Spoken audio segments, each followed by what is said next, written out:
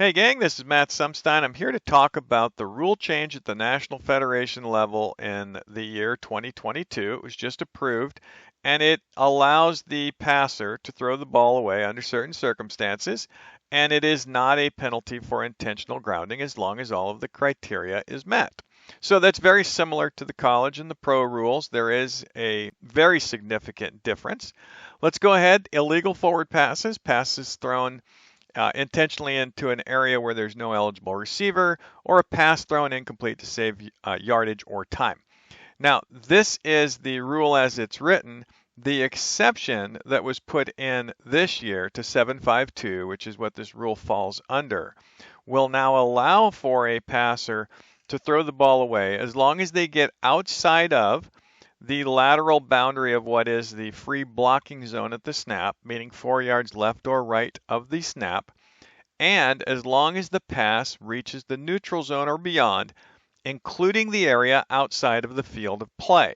The one major difference I was talking about is that it applies to all passers, meaning if there's a player that receives the snap either by hand-to-hand or shotgun, pitches or throws the ball backwards to another player, then that player has the same right to throw the ball away and not be penalized for intentional grounding if this criteria is met. One of the concerns when passing this rule was, well, how are we going to determine what those 4 yards are when people are scrambling all over the place? It's very easy when you look at a chart like this and you say, well, it's 4 yards to the left or 4 yards to the right, but these lines don't appear on the field as we're working a game, so we have to figure out a way to officiate this new rule. And we're going to do it by using a very complicated tool. As you can see here, it's referred to as a wrist down counter. Most of us use a wrist down counter to monitor the downs during a series. I used to use my small finger for first down, ring finger for second down, middle finger for third down, and as shown here, index finger for fourth down. But we can use a second down indicator on our other hand, the one that we don't use for counting the downs, and we can use that as a previous spot indicator, and that will help us determine the range from left to right of the snap in general purposes to determine if a passer is inside or outside of that area. Let's start by looking at the football field, and in particular, you can see at the high school level, it's divided into almost equally thirds. From the top of the field to the first hash mark is a third, from hash mark to hash mark is a third, and from hash mark to the bottom of the field is another third. This is a bit of an advantage for us because those thirds are approximately 16 to 18 yards, which is half the distance of the free blocking zone. So we can use that measurement to help us in determining where the passer is in relation to the free blocking zone parameters. So let's go ahead and start by putting our hand on the field. We'll identify positions 1, 2, 3, 4, and 5. What we'll use this for is determining one of 5 starting places on the field, either left hash, right hash, middle of the field, or splitting one of those two. So as you put your hand on the field, or you look at it from the way you're facing on the field, the finger closest to the press box will always be position 1. So if you are going from left to right or right to left, doesn't matter. It can change from thumb to pinky, but the press box is always position 1. The next finger is 2, followed by 3, 4, and then the opposite hash mark would be 5. This system is primarily for remembering the previous spot if you have to go back after an incomplete pass, or if you have a penalty enforcement that is a previous spot enforcement. But we're also going to use these positions, these ball spots, for reference points for our free blocking zone. And the next slide will show you the measurements of the free blocking zone in relation to these positions on the field and our natural benchmarks for helping us determine if a passer was inside or outside of the parameter of the free blocking zone as it's established at the snap. Now this slide shows the 5 positions from left to right, and also the rectangles represent the approximate lateral boundaries of the free blocking zone if the ball were snapped from any one of these positions. And what I'd like to point out is once you put these on the field like this, you can see that there's some natural benchmarks. Let's go to 1 and 5. 1 and 5 are hash mark snaps. Halfway between the hash mark and the top of the numbers, approximately 4 yards. Halfway between the hash marks and the middle of the field, approximately 4 yards. That works for both position 1 and 5 because they both snap from hash marks. 2 and 4 are the easiest ones there are because if you're between, the hash mark in the middle of the field are your boundaries for both 2 and 4.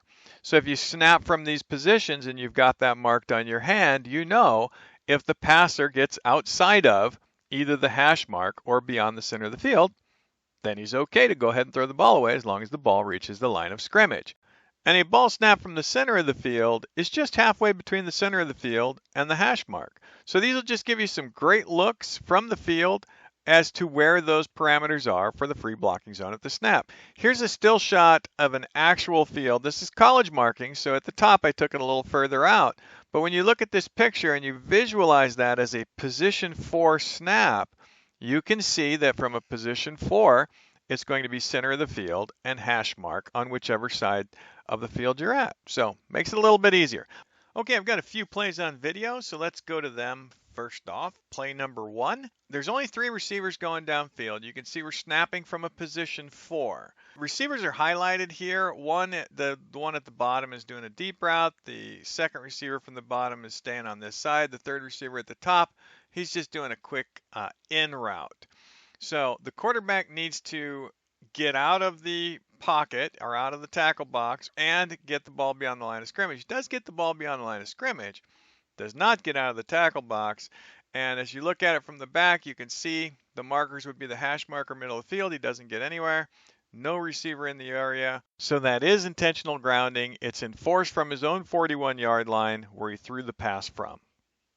Play number 2 is just an example of a quarterback going back. He does not get out of the pocket. He does not reach the line of scrimmage, but in the act of throwing the ball, his arm is hit by the defender. This takes the quarterback off of grounding altogether. This is an altered throw by the defense. He's already started the act of throwing, and the defender alters the throw. Play number 3, we're going to talk about a couple of things with regards to judgment on these plays. We're position 5, and we're looking first for lateral movement. Now, when we're looking from the sideline, it's very difficult to determine actual lateral movement. So even though we do have our benchmarks on the field, we want to also maybe consider steps. And we'll talk about that a little bit more when we get to the end zone view. Now we want to move downfield and see proximity of receivers to throw. So when you look at the receiver who's circled here, he appears to be 10 or 11 yards from the termination point of this pass. And we're going to talk a little bit about pass trajectory also when we get to the end zone view. So let's take a look at the steps. The general rule of thumb is 3 hard steps get you out. This is our first hard step. We started at position 5, we're 1 step in. As the quarterback shifts again, that's 2 hard steps. Still in, but 1 more step will take him out of the zone, which he takes there. He's out. Now all the ball has to do is reach the line of scrimmage. When we put the positions on the screen here, 1, 2, 3, 4, 5, and we talked about the benchmarks on the field, you can see if you snap from position 5, all the passer has to do is get outside of position 4 or the midway point between the midfield marker and the hash mark. There's a number of reasons why this isn't grounding. We had contact in the process of throwing. That's an altered throw. He did get outside of the parameters of the free blocking zone at the snap. The ball did get past the line of scrimmage. But also you have to consider on some of these plays where all of these elements are not present, is there a receiver in the area? And we had already said the receiver was 10 or 11 yards away from the termination point of the pass, but determining a receiver in the area or not, it's not specific to the termination point. It's also specific to the highest point that the ball could have been caught. And in this instance, I marked the point where the ball would have hit the ground near the sideline or slightly into the sideline. But then if you back it up to its highest point that it could have been played, it puts the ball closer to the receiver in that area. So there is some judgment involved in determining if the receiver is in the area of the pass. On plays when the passer does not get outside the parameters of the free blocking zone or the ball does not reach the line of scrimmage. Play number 4 is a good example of the major difference between the NFHS past rule and the NCAA or the professional rule. And that is, you don't have to be the original recipient of the snap, or you could have handed the ball off, and in this case, the ball is pitched back to the original recipient. The exception still survives as long as he's outside, as long as the ball reaches the line of scrimmage, and it's a legal forward pass. The exception is still alive, and this is not intentional grounding. Going to speed things up a little bit with play 5. Starting from position 5, all we're concerned about is the line of scrimmage and does he get outside the box. The line of scrimmage is marked in yellow. The red line is midway between position 5 and the top of the numbers. That represents the far side of the free blocking zone as established at the snap. He does get outside and he does get the ball beyond the line of scrimmage. So even though it's completely out of bounds, not intentional grounding. Play number 6, just something you need to be aware of. We're starting from position 5, quarterback scrambles, gets outside right there, and then goes back in. Once you're out, you're out. You've already met that guideline. If you go back in, the ball reaches the line of scrimmage, you're still safe. In this case, the ball does not reach the line of scrimmage, so even though he did get outside of the box, he did not reach the line of scrimmage, therefore intentional grounding. Blind shot. Intentional grounding. Number 7. 5-yard penalty, loss of down. One more quick point as far as reference spots. When a passer gets driven back or scrambles back long like this, do you think there might be a chance for grounding? You need to be very aware of what that spot of the throw is. That's the enforcement spot. It's 5 yards from there, in this case the 37. Especially if you start getting near the goal line. Let's say the 35 is the goal line. Well, when this passer is hit, he's going to end up inside of that big line.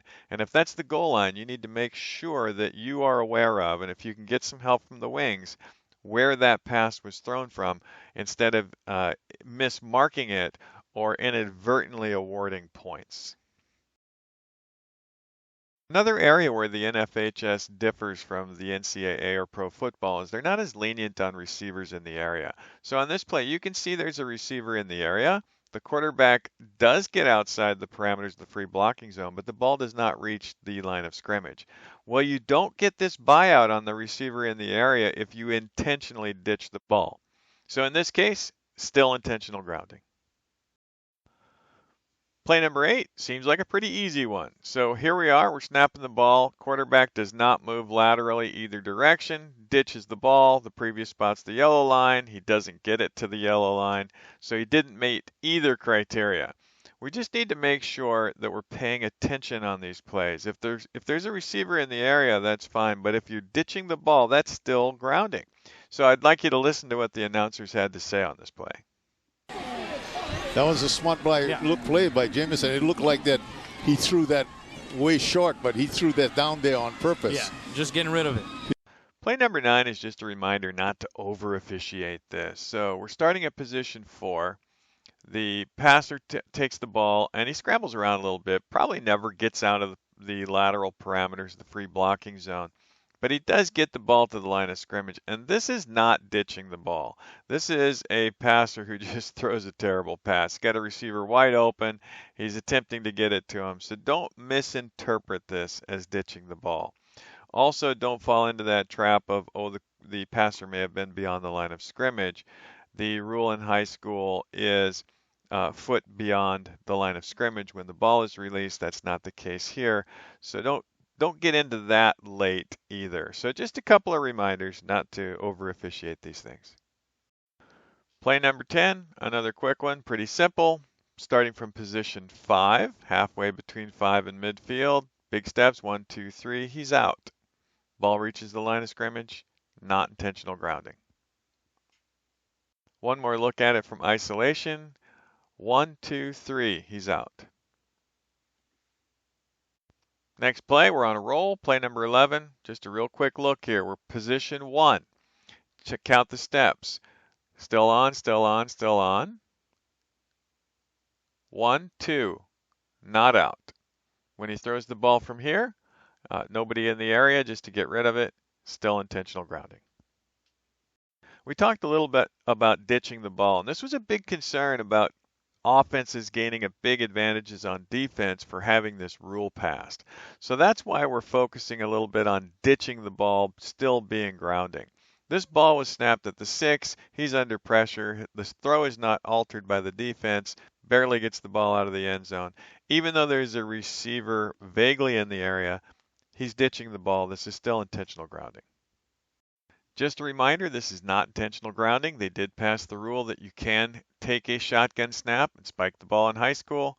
That is just a clocking play, incomplete pass, and you're going to roll it down. Play number 14. Again, let's look at our starting position. Position number 1. 1, 2, 3. He's out. Get the ball to the line of scrimmage. Doesn't matter how far out of bounds, as long as it passes the line of scrimmage. Legal play, not intentional grounding.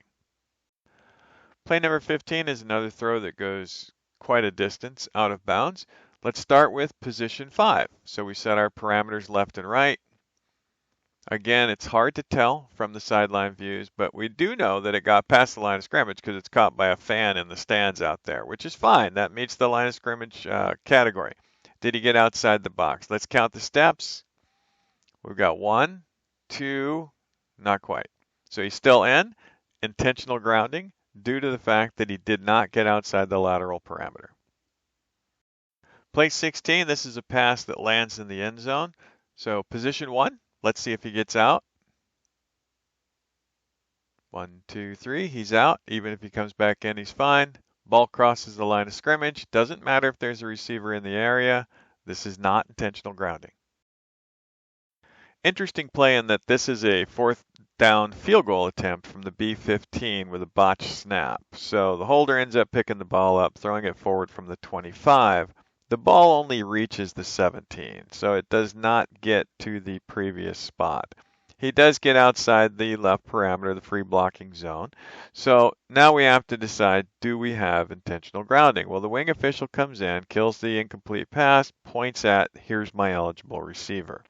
So now we have to decide, is that a good call? Well, that was he's got a legal number on. He's in a legal receiver position as he is the blocker positioned on the left-hand side of the formation shown here. And after the ball is botched, he does fade in that direction and looks to be trying to bail the holder out by being a receiver. So I like this call. I like the mechanic.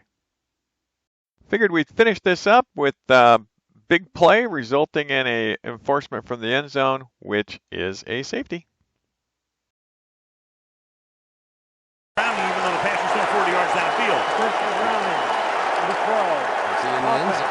That penalty results in a safety. Hey, that's it, gang. A couple of things I want to mention. Number one, we talked about ditching the ball. If a passer gets outside of the lateral parameters and they ditch the ball and it gets to the line of scrimmage or beyond, that's still legal. It's only if they ditch it and the ball does not get to the line of scrimmage or they don't get outside of the parameters of the box. The other thing I wanted to mention is because of the rule difference between it doesn't have to be the initial recipient of the snap, there was some concern about scheming around allowing running backs to just throw the ball away if they're going to lose yardage. Keep in mind the ineligible receiver downfield rule is still in effect. So if a play breaks down, it's very likely you'll have linemen downfield. So please remember that's still in play. That's all I've got. So aloha.